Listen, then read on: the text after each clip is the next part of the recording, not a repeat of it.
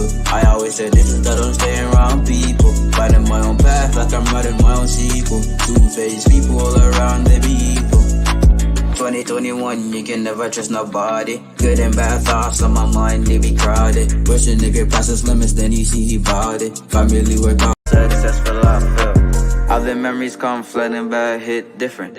I've changed a lot, friends list got thinner. Ain't tripping about enemies, true and stay hidden. He was lurking, so we made sure he went missing. Told the fakers to leave, but they wouldn't listen, they faulty. Now they gotta watch me glisten, they ain't silent. Like some snakes, they stay hissing. Spreading words and rumors, they gon' keep dissing. Ladies and gentlemen, welcome back to your boy GFC Garvin YouTube channel with the one and only Blue Board Analyst. Guys, we got something here for you guys today. You know, we got the Euros going on. We got Copa America going on. We got the transfer window blowing up like crazy. You know, where all these players are going to go, especially with Chelsea. Where are they going to fit all these players? Who is leaving Chelsea? Who is coming in? You know, we got a lot to talk about today. How are you doing today, my brother? GFC Garvin in the house, Jerry Z in the house. I am breathing. I am alive. You know, what a game, what drama. Denmark scored and it was given offside, right? And then I went to take my coffee, you know. I was like, okay, we are alive, we are active. And then I heard the news, they're checking the penalty. I was like, goodness, what happened? What happened? Whose penalty are they checking? And then they found out it was Germany. And then it was awarded, and rightly so. This is the drama. This is the excitement of the best competition in the world for me, in my opinion, Euros. And then Kai Havertz, Chelsea legend, Champions League winner 2021. He won us the Champions League, Mr. Kai Havertz. I don't care if he's at Arsenal. I see from my lens, when I watch on television, watch anywhere, you know, I see Kai Havertz. If he's not playing for Arsenal, disclaimer, if he's playing for Germany, I see him as a Chelsea legend, a Chelsea player. What a good penalty, you know. Germany played amazing the first half. They dominated. The best thing what I like about this Germany, who suffered a lot in the last 4 or 5 years, and who were very bad in the last 2 years under a great manager. 1 second, a great counter attack from Germany, and they have missed the goal. A sitter missed by the guy I was talking about, Kai Havertz, ladies and gentlemen. What a pass, you know, through pass. I just missed who passed it. It was one-on-one with the goalkeeper. He just need to hit the target. Very well taken by Kai Havertz. Between two players, he ran through, and it was a good attempt, but the ball went off the right-hand side of the goal. So a brilliant opportunity to go 2-0 up. And yes, so this is the drama. This is the excitement. Euro 2024. Germany, as I said, played great. And what throughout the season they have improved, that they are playing amazing in tight spaces, creating a lot of chances, you know, playing fluid, not just playing fluid. The players know their roles, you know, and they are able to find the spaces. Most of the teams would defend deep. And last game was a big test against Switzerland. So in the first 30-35 minutes, I think they could have scored 2-3 goals. And one was disallowed, rightly so, when Kimmich probably just 1 second. Oh, I thought there is another foul, but yeah, it was not given. No, a yellow card is given. Yeah, it could have been more. So so Kimmich was blocking basically the forward or the player in the box. But as we were discussing behind the scene, it was a bit weird. It was strange because the rules are not clear on that, right? We have not seen goals turned down because the player that was you can say blocked in a way, right? That was the reason given by the third official. Was nowhere near the action, right, Garvin? The goal, the goal, the movement, and everything that led to the goal was really near the goalkeeper, and this happened on the edge of the box. So this is something that the analysts or the pundits in the media, when the game was stopped, by the way, the game was stopped around 30 minute or 35th minute with the thunderstorm. It was a severe thunderstorm, so for the safety in modern times, it's important for the health and welfare of the players. So the game was stopped for 15 minutes. So yes, and in the end of the first half, Denmark, when they came back, they were good in the end of the first half, created two great opportunities. Howland, the Manchester United forward, he had a brilliant opportunity to score, but he was late, I would say, to make the attempt. And on the other hand, we should give credit to Neuer, who ran very fast to close it down. And there was another opportunity when the German defender, I don't recall which player, was slow in passing the ball from the back, and Howland somehow get the possession. All he had to do, I know it was a difficult angle, but at least attempt on the left side of the goal. On the other side, it was he was on the right side of the goal. He had the space, he had a good space to hit it on the left. That is the right of the goalkeeper. But what he did was hit on the net, on the side netting. And then the second half we have already discussed. It was amazing. A brilliant fight, fast pace start. Denmark counterattacked. Goal was disallowed, rightly so. And Germany scored through Kai Havertz's penalty. And another opportunity, I'm sure, Gavan, you have watched it as I was discussing. Kai Havertz was in a great position. Yes, he did well to read the pass, penetrated between the two defenders, and somehow missed the target. Gavan, go ahead and give your views. Oh yeah, the game is to be quite honest, it's Germany's was fully in control, but Denmark have some dangerous mark, to be quite honest, where they could have, take the lead, if they did plan it out correctly. DJ, big up DJ. Thank you, bro. I was there this morning. See you in the chat too, man. I really appreciate it for the shout out. That's a joy for me to be on that panel this morning. I really appreciate it. That Terry gave me the opportunity to come and give my two takes on it, the Chelsea talk. So I really appreciate the opportunity to be in that big platform. I take it, and I just hope that I did do you guys proud. But back to the game, and we're saying on Jersey, it's Denmark doesn't seem like they're a walkover team, but Germany already got the game under control, to be honest, as what you're saying. But this Denmark team, seems like they don't know how to lay down. And for me, Germany need another goal. Kai Havertz just missed another sitter. After scoring the penalty, he had the brilliant of the chances. He got the cross from the right, and all he had to do is tap in. And he was unable to hit he was unable to put it in the goal. So, yeah, please go ahead. Yeah, that's what I was going to say. Like, if they keep on missing all these chances and opportunity, they're going to leave the door open for this Denmark team, because this Denmark team is not a team to sleep on. So don't be surprised if Denmark get one opportunity and put it away and then go in extra time where Germany will win. Overall, Germany will win. In my belief, it's just the way how they're missing all these opportunity. After that, you're going to give the team confidence. And that's what the Germans seems like they're doing right now. Nagelsmann seems like he's ready to make some change. Hope he can make it this change to go in his favor. But they need to close the game off.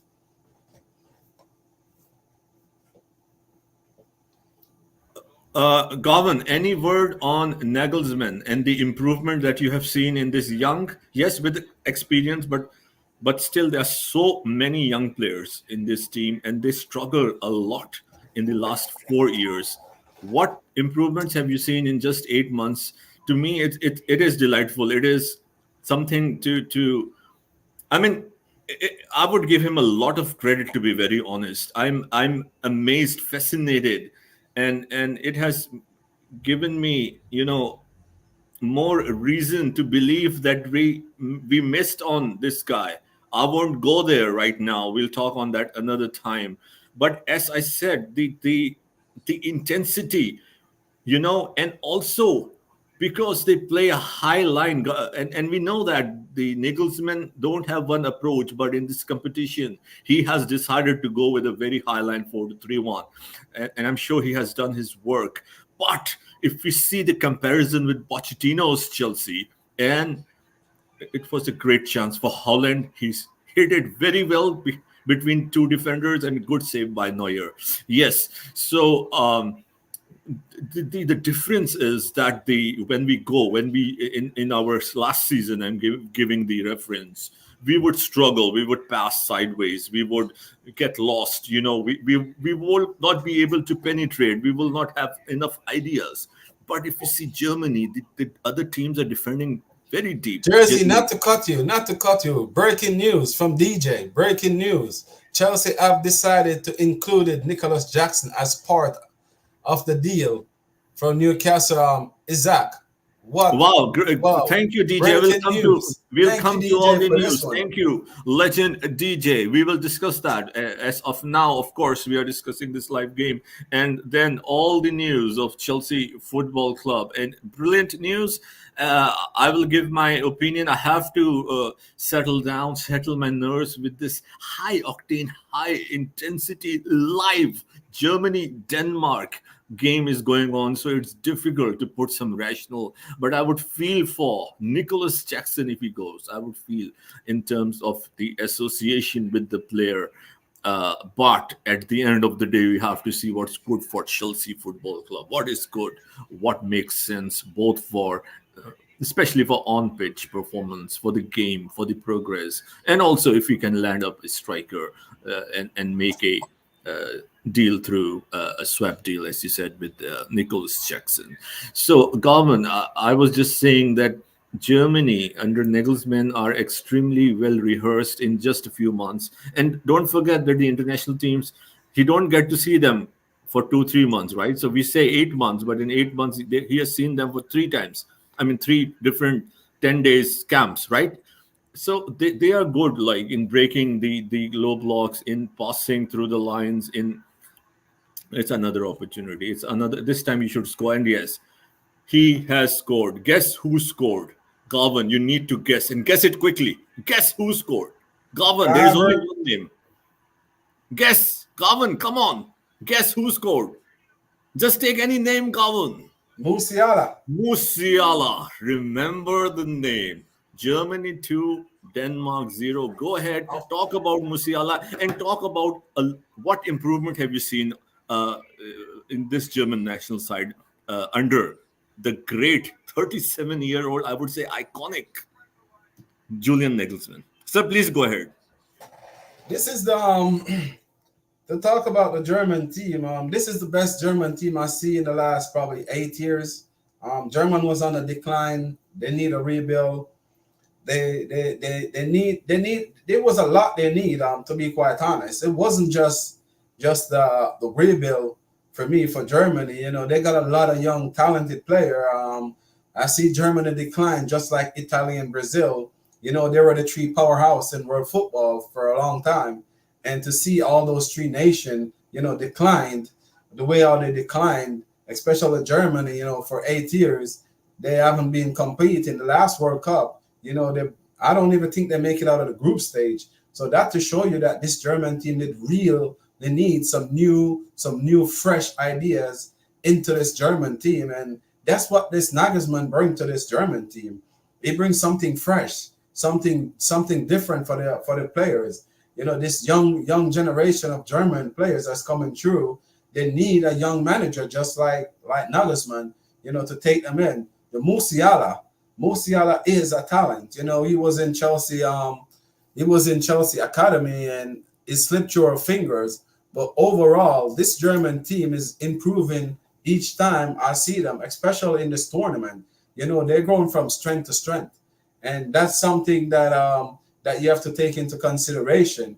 That they have a point to prove, and so far, they're the team to watch out for in this tournament. Absolutely. I'm sure you have already seen, you have seen by now the great goal, good long pass, well collected by Musiala. And then, sorry, I was looking at, no, this is the live action. The pass through the lines and the run was well timed by Musiala and he cut inside out. What a goal. Anything on the goal of Musiala, the goal, his 3rd goal of this tournament? DJ sent another message. I don't know if you want to go for that one. Yeah, we'll come to that, of course. The story is nothing but an insult to Jackson. Perhaps that's what I was thinking. Our beloved Nicholas Jackson.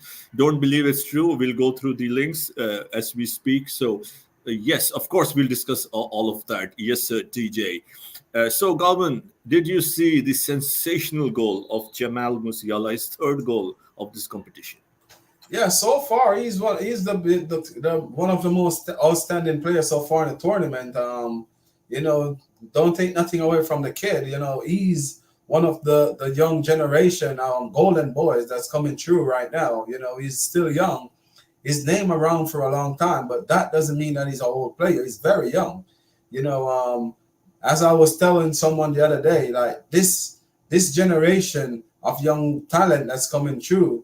You know, your Olise, your Musiala, your Cole Palmer, you know, all of these young players are the ones that we're going to be here about for the next decade, you know, the next 10 years. These players are the one that's going to be there, you know, competing for the Ballon d'Or, in my point of view. You know, they're the next big thing.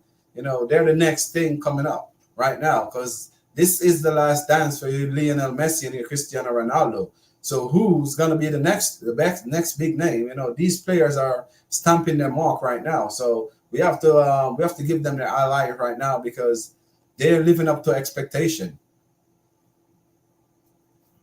Galvin, yesterday, your team, as we were talking about Copa America, another big competition, South American giants, America, Canada, Mexico, other countries, all involved in this. Amazing game.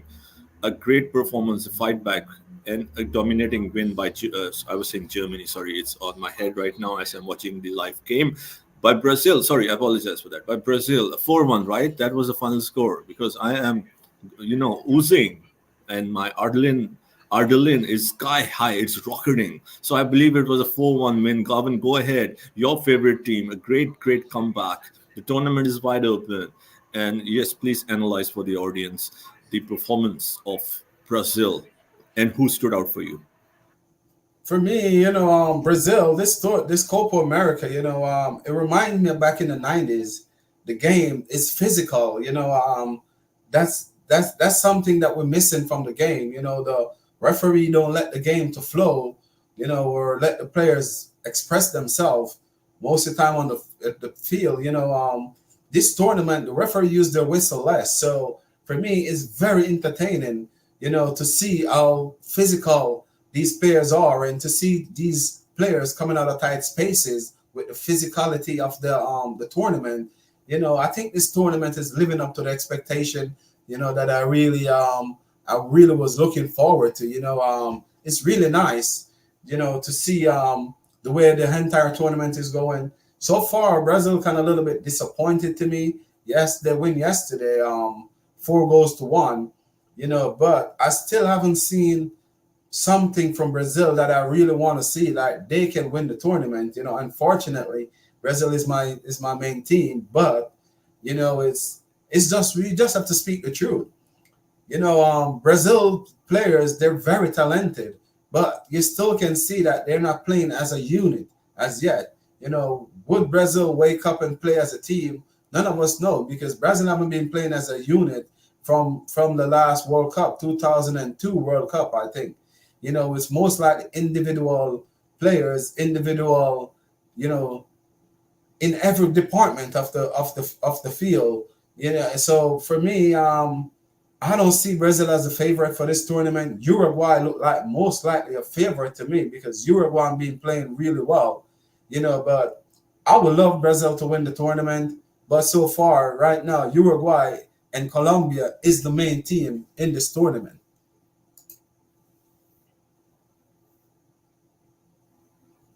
Yes, very well said. Great analysis. The game is very much in control as we speak. 75 minutes. Germany on fire. They could have scored 4 goals, I think, at least in this game. Denmark could have scored 1 as well. There's a corner as we Sir come to Bobby the said he can't find the link. The link is in the group. If you go back in the group, there is a corner, so I'll talk about the corner, and then we'll come to the Chelsea news. It's live, 75 minutes, 38 seconds. Denmark prepares to take the corner. Referee is adjusting the players who are pushing each other. There was a push, in fact, an elbow by the Danish player, and the German player went down. So he is talking to them as we speak, as we bring it to you. Germany versus Denmark live.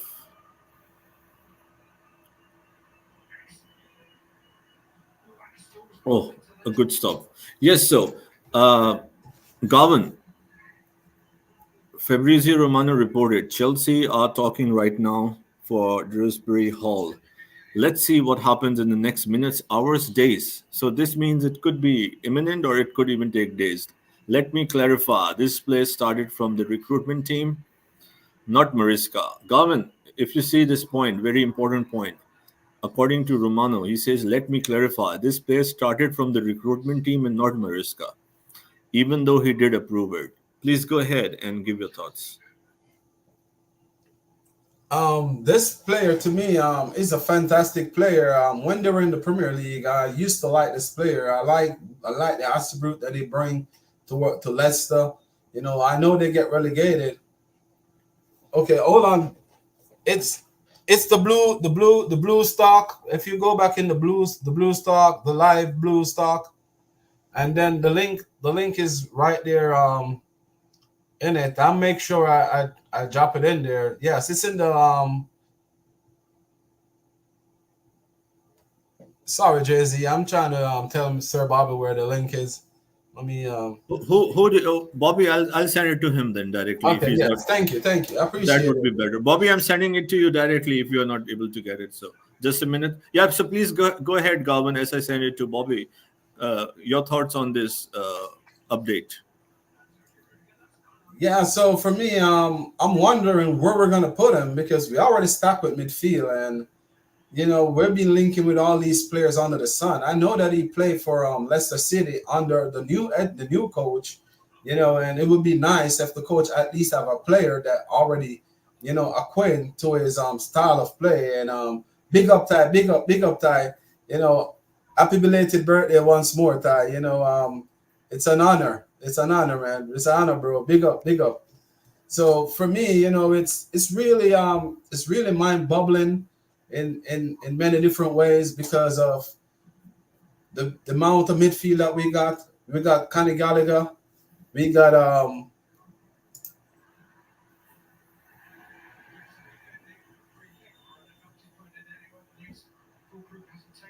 Yeah, Garvin, go ahead. I have sent the link again I've sent it in the other group as well and also in the privately. So yeah, okay. The most important thing I would like to ask that Romano is saying, because a lot of fans was saying that Mariska was involved, but he's saying that Mariska was not involved in simpler terms or words, but it was the recruitment who initialized, you can say, or identified this talent, and then of course Mariska gave his approval. So please go ahead, sir.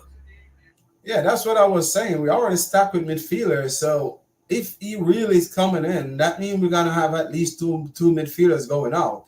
So that will show me that Conor Gallagher probably be one, Ugo Chukwuemeka probably gonna be one going out on loan, you know, and probably Conor Chukwuemeka.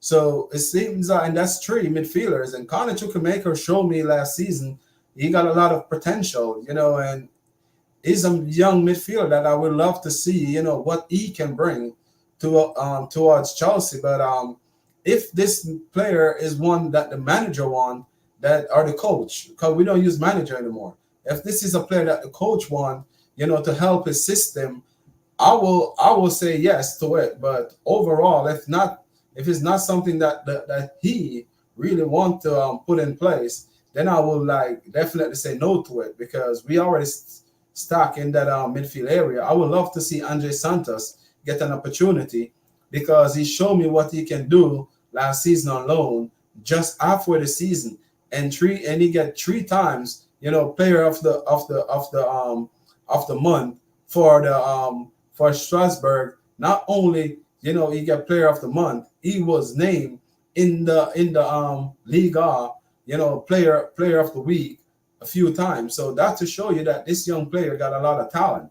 You know, he just needs some opportunity. and we have to find a way how to give these players opportunity. It's not only about taking all the best players off the market, and stockpile. We have to build a core that's going to be together. And if we buy this young talent, like, we definitely have to use him. We can only think about having only one feeder club as Strasbourg. We definitely have to find another club if we're going to continue down this road, signing all these young players. We definitely going to have to figure something else out, or else none of this makes sense. Because it's too much players, and we're going to overbloat the squad again. In my point of view, I don't want to see our squad overblown like the last time, where you got players, out there sitting in the hallway, can't get into the dressing room. That's too much headache for the coach to deal with, and that's something that I'm really running from. I know that the owner's gonna always do what they want to do, but we have to look at it sometimes. It's not just to get up and spend as willy dilly as you want to, because this year we're running close to the financial fair play. So why would we trying to sign so many players again? Okay, as we move on, the game is stable. Germany in complete control, as Denmark just made a quick attempt to the goal with a deflection uh, save. But yeah, the game is well in control. Germany is still trying to create, but yeah, it is a bit slower now, and it's understandable. Germany 2, Denmark 0 as we speak, 82 minutes and 22 seconds. Welcome, Bobby. Welcome to the show. We are discussing the game as well. Another opportunity by Germany, just a good save by the goalkeeper. It was an offside, anyways. So, yeah, Bobby, you can give your thoughts on this game. I am absolutely loving it. A brilliant performance by Germany. And then we were talking about some of the transfers. So, as I speak, and sir, you can give your thoughts. Chelsea and Newcastle are not in talks for Isaac, according to Fabrizio Romano. They explored, but Chelsea were only open to Isaac if they could include players. Sir, please go ahead. Yeah, big up, guys. Yeah, I thought I'd join you. I was enjoying listening. Yeah, first of all, before I answer that question, I have to say two things. Havertz doing what Havertz does and miss gilt edge opportunities. And I was hearing what Gavin was saying, and indeed, it's true. Football is on the cusp of a turn. There are different eras that sort of start off in football, and they start in ways that kind of take people a little bit by surprise. I think all these new generation players are, this is their beginning. New generation players, new generation managers. So you have a lot of young players slowly coming into the picture, and a lot of young managers slowly coming into the picture. Thankfully for us at Chelsea, we're very much into that. Maybe overtly so, but time will tell. But we are very much in the whole new modern golden era beginnings, as it were. Yeah, and indeed, the whole Alexander Isak story. I don't know how many of you follow me on X, but I've been dropping what I now call Pinocchio. We're now in Pinocchio season. People just posting lies. Oh, Chelsea are talking to Newcastle and are trying to shift Nicholas Jackson. Nonsense. All this, they just come up with things. A lot of them I try to ignore it, but when it comes out to something that I believe could start to affect and destabilize players, I will comment. And that is simply not true. It was a deal that Chelsea looked at. Of course, they'll look at it, but Newcastle said they will not even consider it unless someone is coming in with something north of 120 million. Now, if there's anything Chelsea have made quite clear from their actions this transfer window, they're not going to be keen to spend another 100 million again. They did it twice last season between the January and the summer window, and they're not going to do it all the time. It's just ridiculous, and it's not necessary. Isak's a good player, probably would fit Chelsea very well His injury record is suspect, though. And I would be surprised, let's put it that way, if we go for that deal, especially in the light where you've got 25 million for Jonathan David available and one or two others within, within a more reasonable financial grasp, people like Duran and so on. And of course, I think the Mark Gui deal is sealed. It's just they haven't announced it yet. 18 years old, people will raise their eyebrows and think, "Oh gosh, another young, inexperienced player." I tend to think differently. Yeah, inexperienced, but I think he would be excellent in the squad. He certainly has the physique for the Premier League. So far so good. You know, I'm a believer. I don't think what we're doing is the wrong thing. And I think and I've said repeatedly, from how we performed towards the tail end of last season, certainly from January, we were top three from our results. I think we only lost one game. I think it was the Arsenal game, if I remember rightly, in the league. So, the performance and the form was very good relatively. Yes, we continued dropping some silly clangers like drawing at Burnley and drawing. I've forgotten where else we drew where we really should have won, but that's what you get with I think Sheffield United. Sheffield United. That's right. But that's what you get with youngsters, and that's what you get with tired youngsters, and that's what you get with the sort of injury list that we had. It was absolutely ridiculous. And what will be key for us next season is fitness. Fitness, fitness, fitness. Keep this team fit and they will do something. I really believe that. Another rumor they're trying to push out there, oh, get rid of Carney Chukwuemeka. Carney Chukwuemeka is one of our best players. Honestly, the guy is an absolute baller. And if we're playing possession football, well, he's made for that. He's got very good close control, a good left foot, a good right foot, and can actually use his head. Although where he plays, he doesn't need to that much. And he can only get better. Remember, he's developing as well. So I'm optimistic about the team. But as I keep saying, my optimism would only be actualized if this team stays fit. Germans Yeah, are playing well, by the way. what you say, sir, Bobby, you're 100% correct. Because this morning I was on the football terrace for a little bit, and Dante was over there, and I got challenged by Winter Surfer because he was saying that, like I didn't listen to news, but I do listen to news, and my takes on it was like, I don't think Chelsea going to sign Isak because of the wage. And, only a blind man will sit here and say they don't see exactly what's going on in Chelsea. Chelsea are moving away from these high wages, not only Chelsea, football in general. Yep. Everywhere you go, everyone is trying to cut down on the wage. Yep. The wage is a major thing for every single team right now. Every team is trying to go to a budget where they can balance with ease. Yep. And for me, to sit here and act like I don't see it, or like I'm not, we can be wrong. All of us can be wrong on both sides. But the way how they're showing that's the route that they're going to. That's where they want to go. They want to be in control of the finance. They don't want to be like back in the 80s and the 90s with Italian Serie A. No team want to go in those financial strain like those Italian teams back in the 90s when they were doing all the big wages. So all the superstars want to go to Italy for the wages. Now they're trying to control the market. And that's what they're going to do. They're going to find needs and ways how to control. They're going to use the PSR as a way out to show players like, this is what we can do, and this is what we only can do.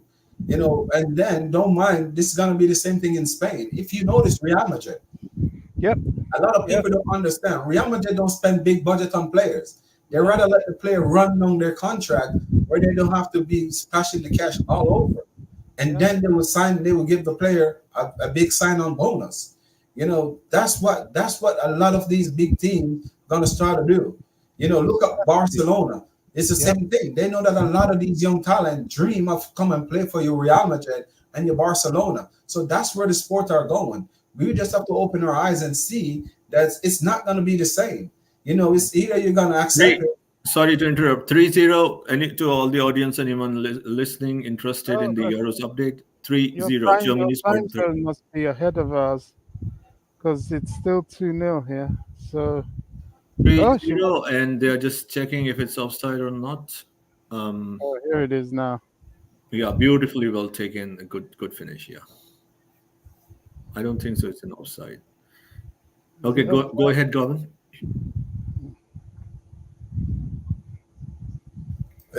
Yeah, Uh, very. I I would was reading say a comment from Richmond Maker. Mm, Oh yeah, I just go. I they're was just checking. They're watching it. checking. I'll update you it's whatever offside. the outcome is. It's offside. It's offside. Yeah, it's offside. I was looking at the laptop. Sorry. Yeah, but they're checking, right? I think they have not made the decision yet. But it looks offside from one angle. But let's see. Let's see. But I think it's a very strong performance by Germany at the very right time for them. Oh, they're still checking. Gosh. Yeah, they're checking. Oh, it's offside. They're not gonna get it. But let's see. That's from the Weird first time things I saw happen, it. and It's I would like. offside. I saw the comment of Bobby. If you don't mind, after we just. I mean, after the referee confirmed this, I saw your tweet and I agree to that. The first goal that was disallowed of Germany. So I would like to have your take on that. Yeah, I mean, it was soft, wasn't it? I mean, a body check. It happens all the time in the box.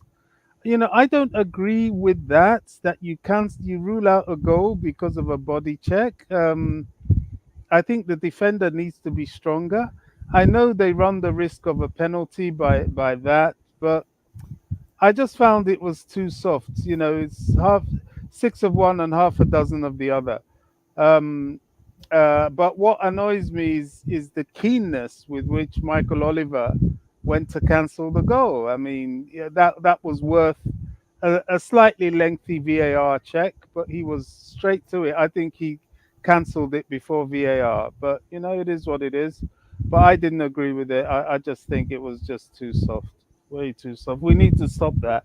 It's like that one, you know, last season was full of that. You know, Chelsea scored a goal.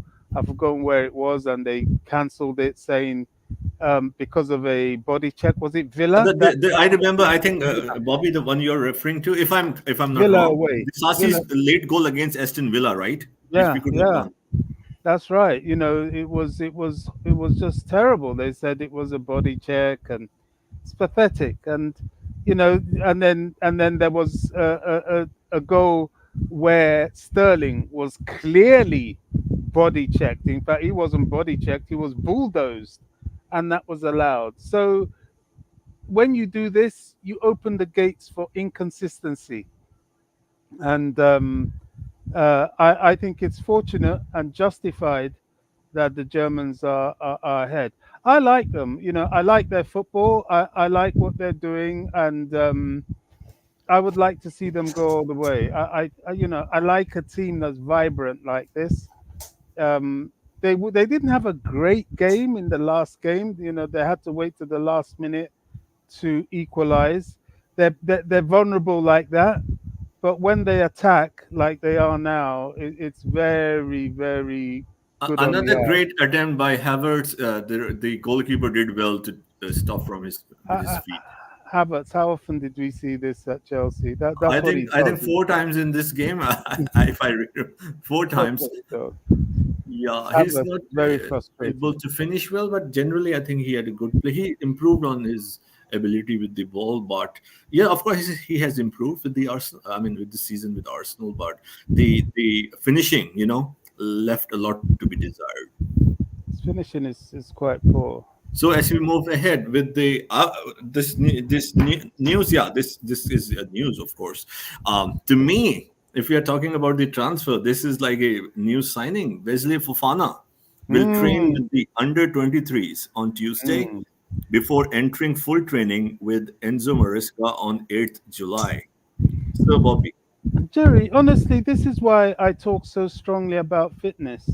Wesley Fofana in 2 seasons has barely given us any football. This guy owes us a full season. You know, he's a great player. I wanted him. You know, he's a very good player.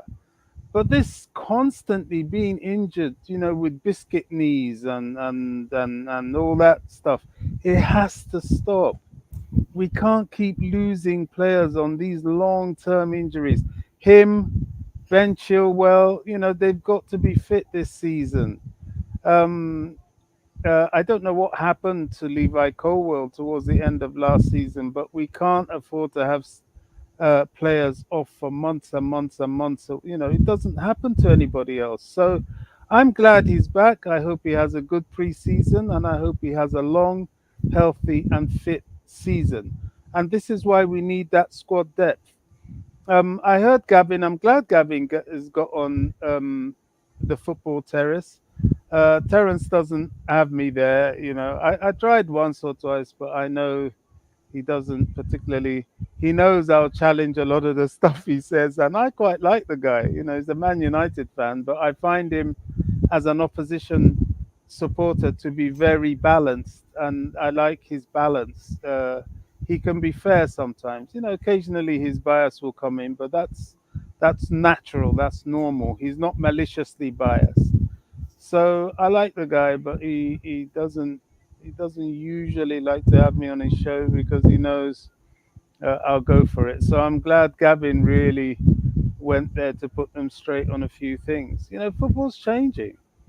Football's changing. The days of this big spend is grinding to a halt, and regulation has seen to that. Regulation was trying to force player teams or clubs to grow their own players, and this is what they're trying to do: either get basin bottom basin bargains, or get very young players that they can develop. This is the way forward. It really is. And, you know, one of the thing I can't understand, Sir Bobby, is our fans. Like, it seems like they don't wake up to see it. You know, like they're blind to it, or they Yeah, see it but they just don't want to accept it. And for me, you know, you have to in real life, you have to accept everything because everything is possible. You know, you can never look in something and say it's not possible. You know, everything is what is possible in life, and that's why I'm looking like what our fans are thinking. You know what they're doing, because I told them straight up, if this fail, I will never look at the manager and said he failed or I said the manager should get sacked, yeah, because for me, the manager have nothing to do with this project. The yeah, project will have to be the owners and the sporting directors yeah, doesn't pick the right person for the job. yeah, You know, that's absolutely. how I look at it. For me, the coach get a big bypass this season. I Yeah, will never sit here and blame him. The only way I will look at the coach and said, okay, you know, you're not doing, if he's shown me something in preseason, and then when the season starts, just like our former manager, he switched after the preseason to something different, then I will say, okay, you know, this manager seems like he want to come and fail. You know, but if he stick to his same principle that he's showing the preseason and stick to it during the season, you can see definitely what he's trying to do. I'm gonna back him all the way. Win, lose, or draw. You know, as long as we don't get relegated. But what I'm saying is the biggest concern for me will always be the board, because they're the one that choose this manager. He yeah, was comfortable at Leicester City. You're the one that go into Leicester City for him, and that's what the Chelsea fans based on don't. So most of them don't understand. You know, this is not a fight that you need to fight right now. This is a fight that we need to stick together and observe. You know, and you can always be objective, but this is a time that we're gonna have to look and learn and see exactly, because if this one fails, trust me, this whole entire project probably go down a hill. So we have to have hope that this will work, and we have to support, because these players gonna need the support. You know, these players gonna need the fan base behind them, because honestly, if this season this project fail, imagine what's gonna happen. We're gonna have all of our players that we call superstars, as calling to a lot of our fan base. They're gonna want to look a way out. So Yeah. we definitely have to want this to work. So, Gavin, your thoughts on this Wesley Fofana and how important it is for Chelsea to ensure that we do everything possible to have him available and fit for the next season. I will let Sir Bobby go first because I'm probably gonna be too harsh on him. So go ahead, Sir Bobby. Yeah, I mean, I have, I've already stated how important it is for Wesley Fofana to be fit for the season because in 2 seasons, 2.5 seasons, which is almost the length of his contract, he hasn't given us any football. Now, in terms of the success of the project, yes, it's important that the project succeeds. Of course, it is. I'm not sure it's that cutthroat. And the reason I say that is because of the age of the squad. There are lots of young players, very young players, and they know they're developing. And they know that the onus of the success of the club is down to them. They are the players. So they can understand if things go well or if things don't go well. A lot of it is actually down to them. If you look at the season just gone by, people like Nicholas Jackson will himself tell you that look, he would have scored a lot more goals if he had finished correctly. So they know that a lot of it is on them. So I'm not too worried about that. I also really believe that they will do well. Whether they'll reach the giddy heights that we want them to, well, time will tell. But they're very capable of it. I think this team is very capable of being in the top four. It really is. They just need to learn what the manager wants from them quickly, which will come in preseason. And thankfully, a lot of them will be available for preseason. That was the purpose of some of them not being allowed to go to the Olympics. And they need to learn to develop their own game a bit more. We saw how Jackson improved towards the end of the season. I think Mudrik has a way to go. He needs to do better. But largely, they're all noni improved. They're all improving. So I'm not looking to the negative yet. I really am not. I'm thinking, let's stay as we all are on this platform. Let's stay positive. Now, as far as the fan base is concerned, I'm beginning to see that a lot of them are really very young. And when you're young like that, because of your inexperience in life, you lack vision. Like someone like you, Gavin, with all the things you've been through, that in itself has given you a perspective, an experience in life that a lot of people don't have and may never have. And because of that, you can have a vision. You can anticipate things, be forthright and understand that nothing, as you've said, is necessarily impossible. Nothing is out of your reach. You just have to try. You just have to innovate, and you just have to step forward in order to succeed. And a lot of the youngsters, especially these days, they're used to being spoon-fed. They came in to start supporting Chelsea when Abramovich was there, and he was doing everything for the club.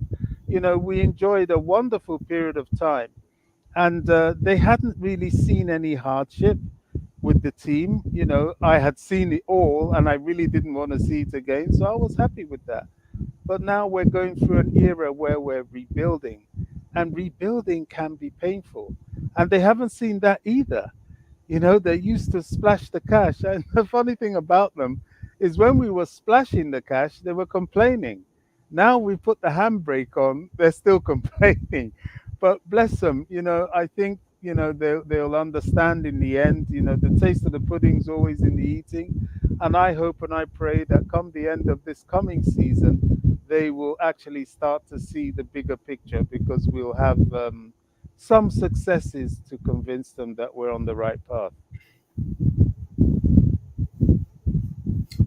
Yeah, as you said, Sir Bobby. I like the player, to be honest. Before he come to Chelsea, he was one of the defenders that really stand out to me in the Premier League.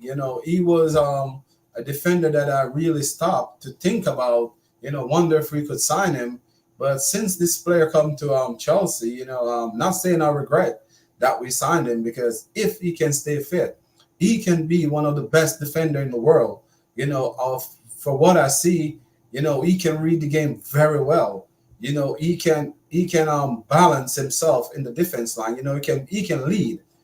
And he got pace, can recover, and that's something that you need from a defender. And he's very calm, cool, and collective. He's not a player that like to go to the ground. When a defender like to go to the ground, you can tell from then, sir, he's not a good defender. And he's a player defender trying to use his speed and his body, to recover, the ball and stuff like that. So you have to like that as from a defender. But can he stay fit? For me, like for this season, I don't know if he's gonna stay fit. Probably this style of football that we're trying to play, it probably help him a lot. Not my point of view, Sir Bobby. I think this would help him, because if we're gonna play a more possession base, and if you notice, a lot of his injury is when he's trying to do all these crazy overlap. He always like end up pull up or run into someone and get injury. So if this style of play that we're gonna bring, and he gonna be one of the defender that stay back most of the time, this probably help him, to gradually get his body back up to where it needs to be. But if he's gonna be a defender, want to be overlapped, for instance, if we put him in a Pochettino system, he's gonna break in 30 minutes again. The same thing with Reece James. I was worried about Reece James, the way we want to play this high press, high rock and roll game. This is not for Reece James and Fofana. Probably a position based type of play where the muscle get to rest. When you're in position of the ball, you just find spaces. It's not too much sprinting. It's just to find the spaces. This will help these guys a lot and help them from the injury. The muscle injury that they continue to pick up, or the hamstring injury. A lot of Manchester City players don't get a lot of hamstring injury, to be quite honest, because of the style they play. Arsenal is the same thing. If you notice, the position-based game, take a ease on the body. The hybrid high rock and roll pressing take a big toll on the body. So this probably will help him. Hopefully that he take his time. They don't rush him back. Give him a little 5 or 10 minutes here or there. Gradually bring him back into the team. I'm not even mad that even Reece James, have the 2-game ban in next season, to be quite honest, because I was scared that they're gonna push Reece James, because he played the last few games at the season, and the beginning of next season they're gonna push him, to where his body break again. So I want them to take time and gradually bring these players back into the team, not overuse them. Big up, Yeah, Andy. I really agree with what you're saying. Time will tell. Who knows?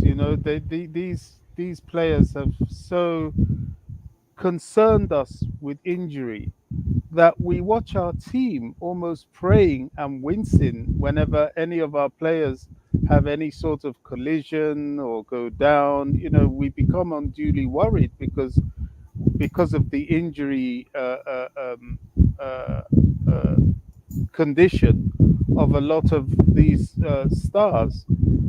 I see the value in what you're saying. I really do.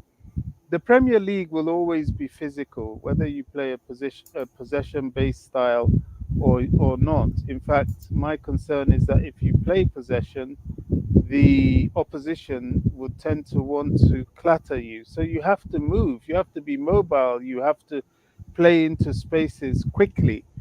Um, Time will tell, Gavin. Time will tell. I just pray. We need a little luck as well. You need a little bit of luck to keep fit, but the conditioning of the players is crucial to sustaining your fitness for a Premier League season and beyond.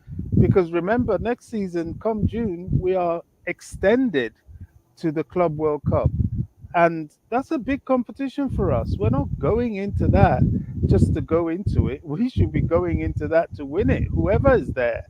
We've got to show who we are, because the prestige of that competition is extremely high, and certainly will be higher if it's being played out in June. I think it's in the United States this time around, or is it Japan? I've forgotten. So it's a big competition, and we have a very, very long season of hopefully many games, which as an indicator of us going far in even all the cup competitions. So rotation is key, and fitness is everything. So, Gavin, I'll read this. As you know, I have already requested you that I will leave because I have to attend somewhere. Um, so, Chelsea have held talks over the potential signing of Canada international Jonathan David, reported by Athletic FC, a very credible source. So, Bobby, please go ahead. And thank you, Bobby, for tuning in. And Gavin, thank you for having me. As much as you know, I love to be there all the time, as much as I'm available. I have a commitment with someone. So, Bobby, it's always a pleasure to have you. So, please go ahead, sir. I'll see you soon. Always, always my pleasure. Yeah, go well, Jersey. Yeah. Jonathan David. Look, I know DJ. I don't know if he's still in the chat. He was very much for Jonathan David, and back in the day, I was a fan, and I was always calling for this guy. Left foot, right foot.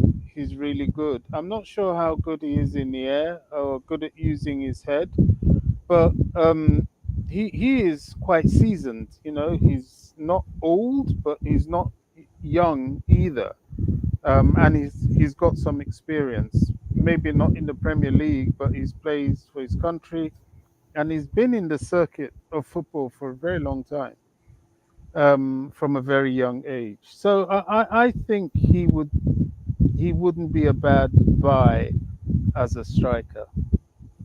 That's just my opinion on him. Yeah, for me, you're 100% correct. I don't think he would be a bad signing. But is he better than Nicholas Jackson? Still, will still have a lot of. I know he's a good finisher, but Nicholas Jackson overall is a overall better player, but not a better finisher. Well, Nicholas Jackson, he can improve. Probably this season will be the season where he can probably score at least 20 goals. None of us know. We have to wait until the season starts to see what improvement he make. But in the last part of the season, he definitely show us that he can be a player that we can rely on. And talking about Nicholas Jackson, Sir Bobby, there's a lot of breaking news today. We're saying that Chelsea is in for Isak, and last minute they were saying that Chelsea, like Newcastle trying to inform about Nicholas Jackson, probably a swap deal, which we know that's probably BS. But I wanted your takes on it. Yeah, I mean, first of all, I think if we get Jonathan David, it wouldn't be instead of Nicholas Jackson. He would be included with Nicholas Jackson. They'll probably both be rotating. And I think he's more of an out and out striker, whereas Nicholas can shift out wide to the left. So I think he just enhances squad depth, and he would not necessarily be a rotational player, but he would be rotated with Nicholas. And remember, we still have Nkunku. That will be a lot of finishing capability, which we lacked last season. So yeah, the Isak deal, swapping with Jackson, I don't see it. It just doesn't make sense to me. I mean, Newcastle wanting to swap Isak for Jackson. Why? It just it's not an ambitious swap. It's no disrespect to Jackson, but I personally believe when he's fit, Isak as a striker is just that little bit better than him. Jackson has a very high ceiling, but the whole thing doesn't make sense. And why would Chelsea want to offload Jackson just after he's given us a season? He's improved, and he's about to, launch onto the next level next season. It's not happening. It's just not happening.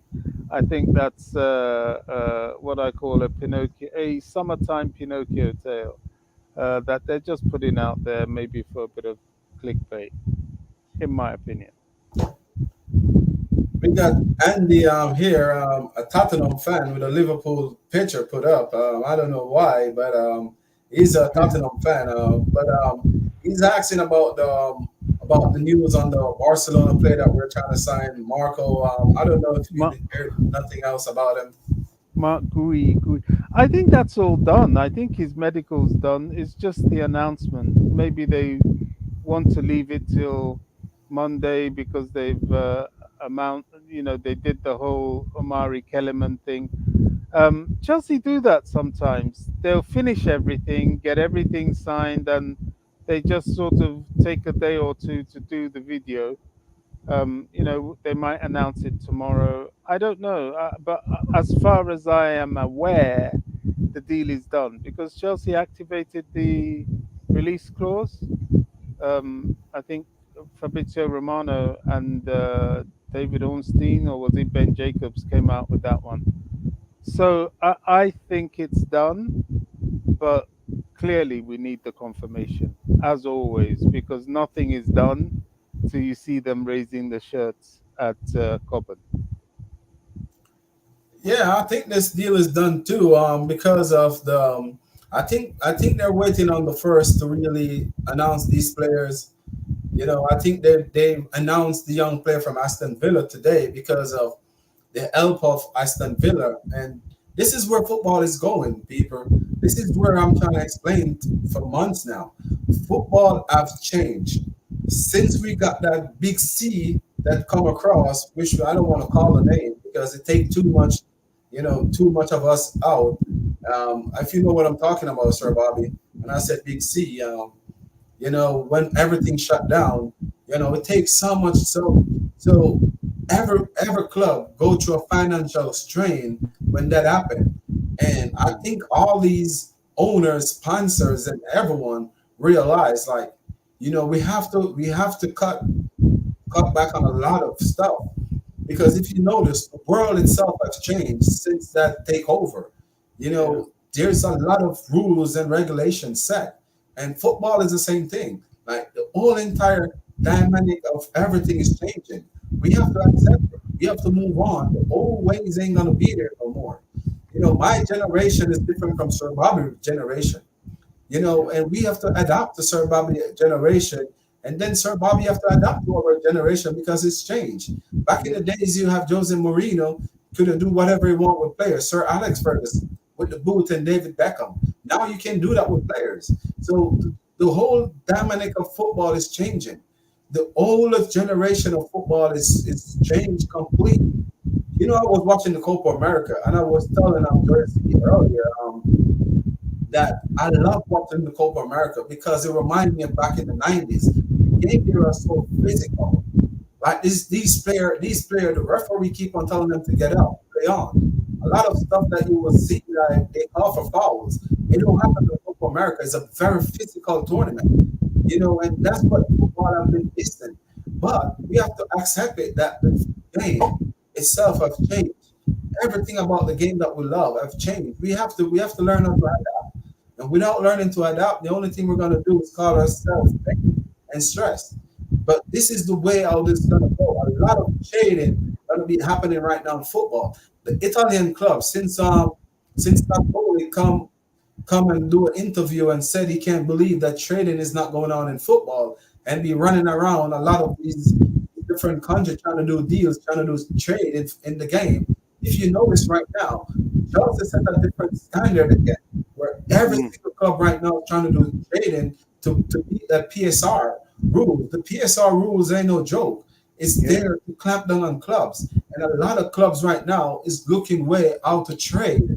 If you got a player that I want and I got a player, let us do a trade with a little bit of cash here and there to balance the book. There's nothing wrong with it. Right now, they're gonna find a way out to stop it. That might probably done in the future. But right now, like this is where the game is going. Juventus is trying to do a trade with Aston Villa for Douglas Luiz, plus two player. So this is where the game is going, and this is how I'm saying that we have to accept. Look at Bayern Munich, the coach that they hired. You will never see Bayern Munich for a coach that get relegated in my lifetime. I've never seen nothing like that happen before. Yeah. Never. You know this Real Madrid. They normally Zinedine Zidane. He come from the B2 team. You know, look at who Brighton hire. You know, Juventus. the game is changing. You know, we're gonna have to accept it. As I'm saying, these players, they look on all these players and say they're making too much money. So the player fall out of love with the game. They only fall in love with the money. And they're gonna do whatever it takes to change the landscape of this. And this is where football is going, people. We just have to accept it and understand. This is no joke. Trust me. If you guys watch the game back in the 90s, see how the Italian Serie A was going, and all these players was going to the Italian Serie A. Best of best. You Seedorf, Ronaldo, you Luis Figo, name them. They were there. You know, Zinedine Zidane. A lot of people don't know. Zinedine Zidane was in Juventus before we go to Real Madrid. You know, Kaká, Shevchenko, all these greats was over there. And right now, a lot of you look at Barcelona. They said it was the wages that they kind of offered Lionel Messi for years and years to keep him at that club, put them in a financial strain. Like the game is changing. And if we got a situation happen again, every club wants to make sure they're very financial secure. So no club want to go back down the route where they're gonna lose millions of dollars because a game can't be played or the league has postponed it, and or what happened with Roman Abramovich, you know, the way how the club couldn't sell merchandise. You know, the club lose out of millions of dollars because of those situations. So we have to understand like every businesses, a lot of business go out of business. You know, you have to look if your sponsor pull away, you know, what you're gonna do if you can sustain yourself for the season. So stuff like those is really, really relevant today. What do you think, Sir Bobby? Yeah, I think you're 100% right. Definitely, the layer of the land in football has changed completely and will continue to change. I think player trading is going to be something that's here to stay because it's not in violation of any financial rules, and players will go from one club to another. So I think PSR will find it very difficult to arrest that so-called loophole, and it will be supported by clubs. So that will make it even harder for them to stop that. And there's nothing wrong with that. You know, it's not going to lead to these sort of big-time expenses that have ruled football for far too long. You know, this started with the first £1 million player back in the 80s, and it spiraled on and on and on since then with wages, and then the Italians took over, you know, the big money spent on people like Maradona, Platini, and then later on the likes of Zidane and you know, the list continues anyway. So, and then of course Real Madrid came into the picture, and then of course the likes of Chelsea, PSG, Man City, and you know it just became untenable, unsustainable. It was going on and getting ridiculous. So in a way, it's a good thing that this has happened. You know, clubs are going to have to use their common sense.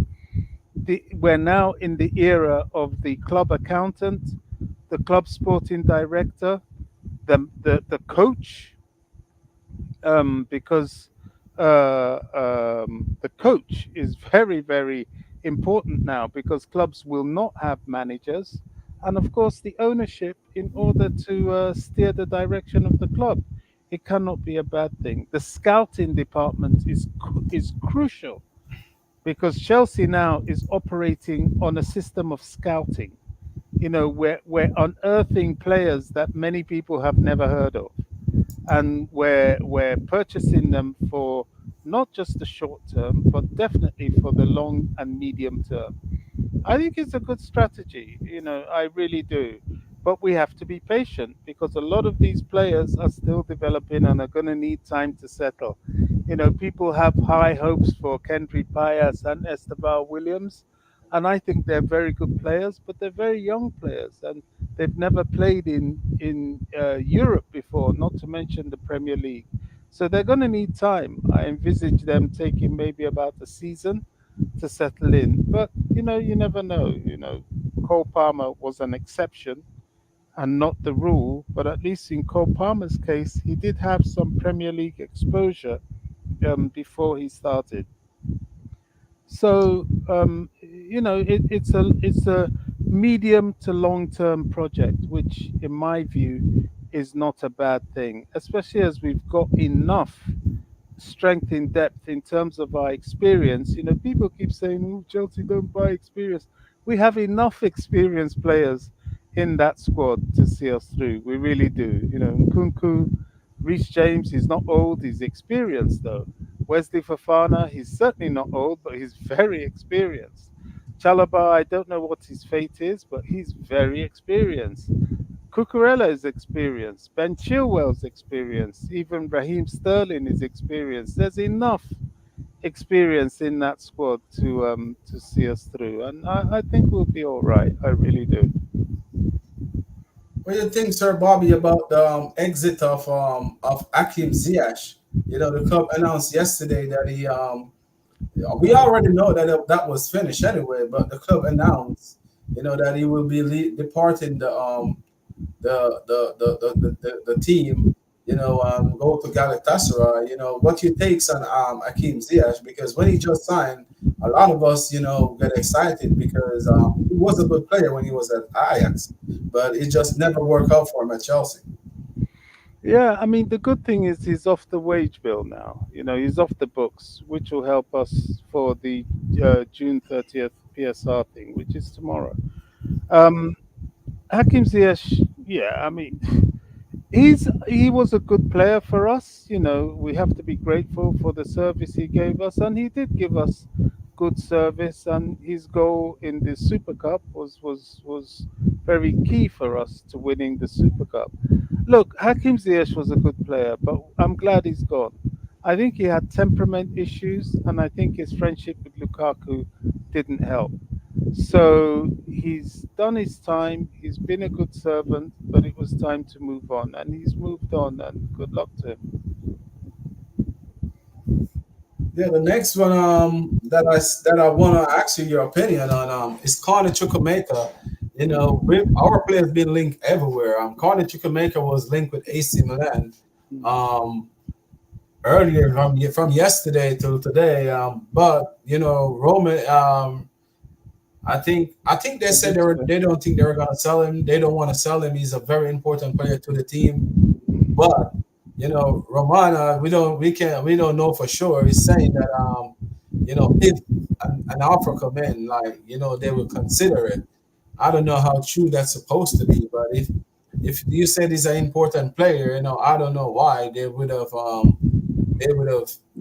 turned to that way. So you know, it's kind of hard for me because he's really a young player that I really want to see, you know, strive in Chelsea because you can see that he's a talented boy. You know, he is, He and I is. would love to see him come through the academy. You know, not the academy, sorry, the senior team because he come from Aston Villa, if I'm correct. He did. Yeah, I agree. I mean, I feel quite strongly about this because I think Carney is an excellent player. I really do. And I think his ceiling is high.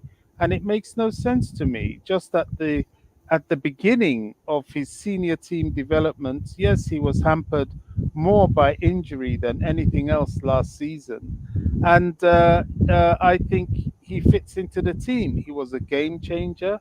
His presence in midfield, even when he wasn't fully fit, was always very telling. You know, he had close ball control. He's got physicality. He can defend. He can attack. You know, he's got vision. He's a very good player. He will fit any squad or any tactic, and I think Moresca would enjoy having him in the team. So that makes no sense. But Fabrizio said that Chelsea have said they don't want to loan him, and they would only consider selling him if the price is considerable. Um, I would rather they didn't say that, but I guess that's just telling clubs he's not really for sale. But if you're coming in with something stupid, we'd consider it. I hope nobody does, and I hope to see him with Chelsea next season. He's a very important player for us, and he can become a great player for us. Yeah, the next thing I want to ask you, because during this week only, there's a lot of the academy graduates players have been leaving on permanent deal. Yeah, The goalkeeper was, I think he used to be our third string goalkeeper. He Jamie Cummings. Cummins, yes. All of these young players, being leaving on permanent transfer. What your takes on it? Yeah, I mean, look, so far as pure profit will exist within the regulations, we will sell some players. We will sell them anyway because not everybody is going to make it at Chelsea. And the thing about having such a large academy is that the academy, that's what it's there for. It's there for us to produce players that we can sell. Everybody does it. Look at Barcelona. They've sold us Mark Gui. Aston Villa have sold us Omari Kellyman. There is always a player exchange going on at that level, and especially now that the days of having an army of loanees that were bringing in some sort of funding through their loan spells into the club are over, because loaning is limited, and of course we don't necessarily loan to clubs that we don't own. We have the outlet that is Strasbourg, and we're working on other outlets. So I'm not upset. This happens. Jamie Cummings, the goalkeeping position is only one position, and honestly, he's so far down the pecking order. It's better for him to move on. Omari Hutchinson, I liked him, but as much as I like him, the way the squad is going, it's better for him to move on.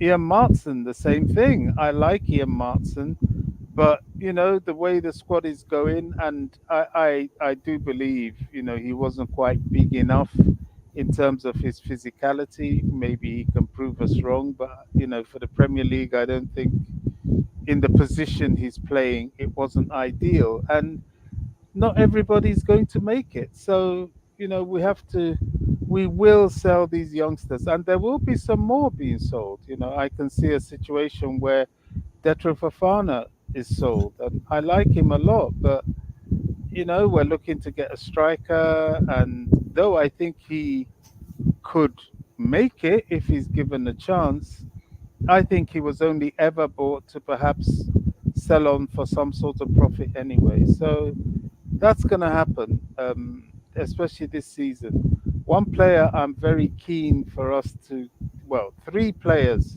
we still have to get rid of, even before we're thinking of anyone else, to be honest, is Lukaku, Kepa, and Malang Sarr. They're about the last of the old guard left.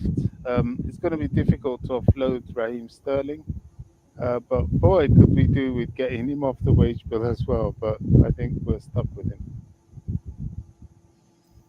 Yeah, indefinite. Welcome, welcome, welcome. I want to tell Jersey thank you for the first super chat while we're live.